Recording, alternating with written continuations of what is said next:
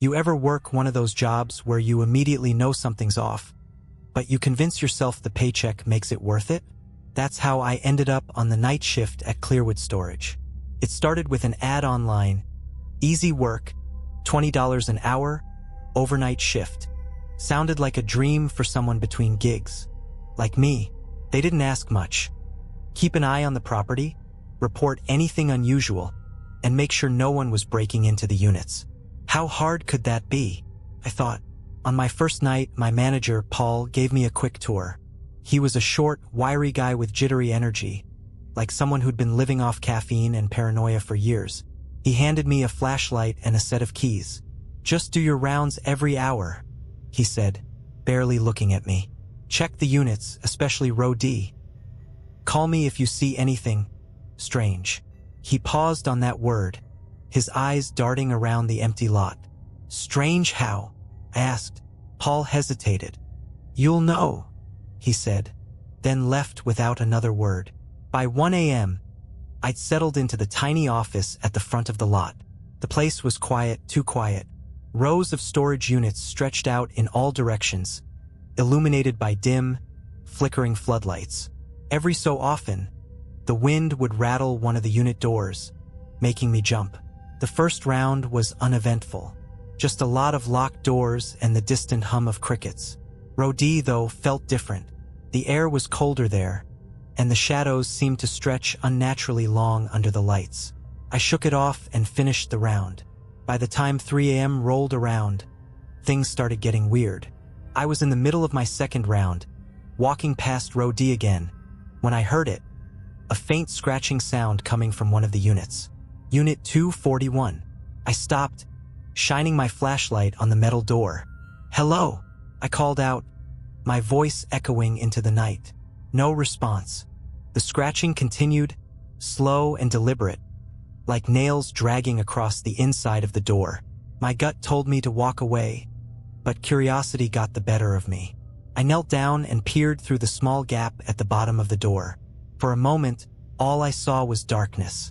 Then, 2 pinpricks of light blinked back at me. I stumbled back, nearly dropping my flashlight. The scratching stopped. Heart racing, I radioed Paul. He didn't answer. "Of course," I muttered, trying to steady my breathing. I decided to open the unit. Stupid, I know, but I had to know what was inside. The lock was ice cold as I turned the key. The door creaked open, revealing nothing. The unit was completely empty, just a concrete floor and bare metal walls. Then I saw the footprints. Tiny, human-like footprints, tracked in a faint trail of black sludge, leading from the far corner of the unit to the door where I was standing. I slammed the door shut and bolted back to the office. I locked myself in the office after that. My hands were shaking so badly, I could barely hold the keys. Whatever I'd seen, or thought I'd seen, didn't make sense. Those eyes, the footprints, it had to be some kind of animal, right? Maybe a raccoon or a stray dog. Yeah, that's what I told myself. The security monitors were my only comfort. There were 8 screens, each showing a different angle of the lot. For the next half hour, I sat there, staring at them like my life depended on it. Then I noticed something on the monitor for row D. One of the doors was open. Unit 237. I hadn't opened it. I hesitated for a good 5 minutes, debating whether to call Paul again. But if he didn't answer last time, why would he now? Plus, something about his earlier warning, you'll know, echoed in my head. It was like he expected things to get weird. I grabbed my flashlight and headed out. The walk to row D felt longer this time. Each step echoed like I was in a cave, the gravel crunching beneath my boots. When I got to Unit 237, the door was wide open, the padlock hanging loose from the latch. "Hello," I called out, shining my flashlight into the darkness. At first, I didn't see anything. Then, just like before, I spotted the footprints. This time, they were larger and deeper, leading straight into the shadows at the back of the unit. "Anyone in here? You need to leave." My voice cracked halfway through. The air inside the unit felt heavy, like walking into a freezer. My breath fogged up in front of me. I stepped inside, following the footprints. That's when I heard it. A faint whisper, like someone breathing right into my ear. I spun around, my flashlight darting across the walls. No one was there, but the whispering didn't stop. It grew louder, overlapping voices, a jumbled mess of words I couldn't understand. I backed toward the door, but the moment I reached it, it slammed shut in my face. The flashlight flickered. The whispers turned into laughter, low and guttural, like it was coming from deep within the walls. I banged on the door, yelling for help, but my voice was swallowed by the sound of that hideous laughter. Then the light went out. Pitch black. I stood there, frozen, listening to the sound of something wet slithering across the concrete floor. It was close, circling me, brushing against my boots. My heart was pounding so hard, I thought it might burst. Suddenly, the door flew open, flooding the unit with light from the lot. I didn't think, I just ran. I didn't stop until I was back in the office, locking the door behind me. My chest heaved as I collapsed into the chair, staring at the monitors. That's when I saw it. On the Row D screen, standing in front of Unit 237, was a figure. Tall, pale, and impossibly thin, its head tilted at an unnatural angle. It wasn't looking at the camera, it was looking at the office. At me.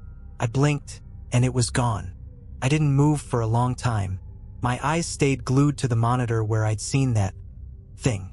My brain was trying to make sense of it. Had I imagined it? Was my mind playing tricks on me? But then, on another screen, I saw movement. The figure was back. It was standing at the edge of the lot, near the chain link fence. The floodlights cast long, warped shadows across its body. It wasn't just standing. It was swaying, almost rhythmically, like a broken puppet hanging by invisible strings. I reached for the phone to call Paul, but my hands were slick with sweat, and it slipped out of my grasp. When I finally got a hold of it, I dialed his number. No answer. The figure on the screen turned its head, slowly, deliberately, toward the camera. The screen glitched, static rippling across the feed. When it cleared, the figure was closer. It was moving, but I hadn't seen it take a single step. "Paul, pick up, damn it." I yelled into the phone, my voice cracking. More static. When the screen cleared again, the figure was standing directly in front of the camera. Its face, God, its face. It was smooth, featureless, like melted wax.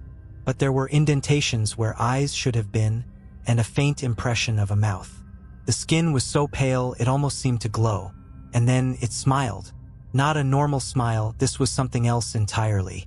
The corners of its mouth stretched impossibly wide, splitting the impression into a jagged, gaping maw that seemed to pulse with unnatural energy. The lights in the office flickered. The monitors buzzed and popped, their screens cutting to black one by one. I backed away from the desk, my heart hammering in my chest. My flashlight was on the desk where I'd left it, but there was no way I was going back for it. The door to the office rattled. I froze. The rattling stopped. Then, a single knock. It wasn't forceful, but it carried weight, like whoever or whatever was on the other side knew I was inside. I didn't answer. Another knock. This time louder, more insistent. I grabbed a chair and jammed it under the doorknob, praying it would hold. My breathing was shallow, my eyes darting between the darkened monitors and the door. Then, from the far corner of the office, I heard it again. The whispering. It started as a low hum, like static, but quickly grew louder, surrounding me from all sides. The air felt thick, pressing against my chest like I was drowning. "Get out!" A voice hissed, loud and guttural, reverberating through the room. The door burst open. I don't remember running. I don't remember grabbing my keys or unlocking my car. The next thing I knew, I was speeding down the highway, the storage lot shrinking in my rearview mirror. I didn't quit that night, though I should have. The next morning, Paul called me. "Something happened last night," I said, my voice still trembling. There was a long pause on the other end. Then Paul said, "Yeah, I saw the tapes." "What the hell was that thing, Paul?" I demanded. "What's going on out there?" "I don't know," he said, his voice barely a whisper. "But you should have never opened that door." Paul didn't show up that night. His silence left me rattled. I wanted answers, but I didn't want to face them alone. Quitting crossed my mind more than once, but I needed the paycheck. More than that, something about the place had sunk its hooks into me. I had to know what was happening on Row D. I came prepared for my next shift. A high-powered flashlight, a baseball bat, and my phone recording everything. Whatever was out there, I wasn't going to be caught off guard again. The lot was eerily quiet. The wind wasn't rattling the doors like before, and even the crickets had gone silent. Midway through my first round, I noticed something strange. Several units in Row D now had their locks hanging open. Not just 1 or 2, 7 in total. The doors were all slightly ajar, as if inviting me inside. My gut told me to turn back, but I couldn't. I walked to the first open unit, shining my flashlight inside. Empty. The same with the next one and the one after that. But when I reached Unit 241, the one where I'd seen those eyes, the air turned cold again. Inside, the black sludge footprints were back. Only now there were more of them. They covered the floor, crisscrossing in chaotic patterns that made my skin crawl. At the far end of the unit, something glinted in the light. I approached cautiously, my bat raised. It was a mirror. A tall, antique mirror, its ornate frame crusted with grime. The surface wasn't reflecting the unit, though. It showed something else.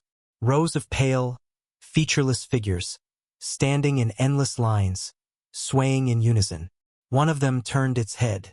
I stumbled back, my breath hitching in my throat. The figures in the mirror began to move, their heads snapping toward me one by one. "Get out!" A voice boomed from the mirror, shaking the walls of the unit. I ran. But as I turned to leave, I tripped over something. A chain. I looked down and realized it wasn't just a chain. It was attached to a trapdoor. I hesitated for a moment, then yanked it open. The stench hit me first. Rot, decay, and something metallic. My flashlight illuminated a narrow tunnel leading into the earth, its walls lined with rusted metal and strange, claw-like markings. I didn't want to go down there, but I had to know. The tunnel twisted and turned, descending deeper than seemed possible. The further I went, the louder the whispering became. It wasn't coming from behind me or ahead. It was in the walls. Finally, the tunnel opened into a cavern. The floor was covered in that same black sludge, glistening under the faint glow of several mirrors embedded into the walls. Each one showed the same thing, the pale figures. In the center of the cavern stood a figure much taller than the rest, its body draped in tattered, black cloth. It turned toward me, its featureless face splitting into that same horrific grin. "You opened the door," it said in a voice that was both deep and shrill, echoing off the walls. "Now you've let us in." The mirrors began to glow, their light pulsating in rhythm with the creature's voice. I felt my body being pulled forward, like gravity itself was shifting. My legs locked up, my flashlight clattering to the ground. The last thing I saw before blacking out was the creature reaching for me, its impossibly long fingers stretching toward my face. I woke up in my car, parked at the edge of the storage lot. The sun was rising, and everything looked normal. The units were locked, the lot quiet. Paul called me later that day. "Don't come back," he said, his voice trembling. "The place is being shut down." "What the hell is going on, Paul?" I demanded. There was a long silence. Then he whispered, "You opened the door." The line went dead. I never went back to Clearwood Storage. A week later, the lot was leveled, razed to the ground without explanation. But I can't shake the feeling that whatever was in that cavern didn't stay buried. Sometimes, late at night, I catch my reflection doing things I'm not. And when I do, I hear the whispering again.